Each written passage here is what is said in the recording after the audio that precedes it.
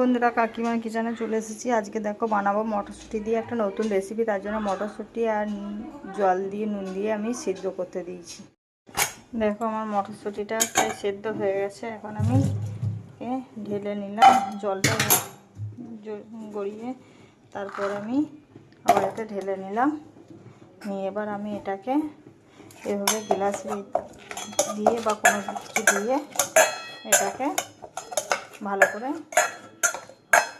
ফাটিয়ে নেবো। আর এখানে নিয়ে নিয়েছি দেখো আমি সুজি গুঁড়ো, বেসনের গুঁড়ো আর লঙ্কা কুচি, পেঁয়াজ কুচি আর অল্প লবণ, গোলমরিচের গুঁড়ো আর দিয়ে দেবো একটু আদা রসুন পেস্ট।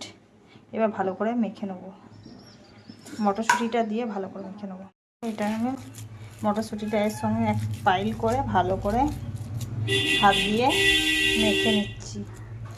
এবার একে কিছুক্ষণ রেখে দেবো। আমার বড়াগুলো এক পিঠ হয়ে গেছে, এবার আরেক পিঠ করে উল্টে দিলাম। খড়া খড়া খুব সুন্দর হয়েছে দেখো। এভাবে বানিয়ে তোমরা খেয়ে দেখো।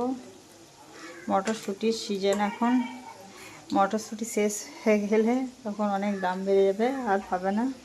এখনই বানিয়ে ফেলা তাড়াতাড়ি মটরশুঁটি সিদ্ধ করে বড়া। আমার পুরো বড়া ভাজা রেডি। এবার আমি তুলে নেব।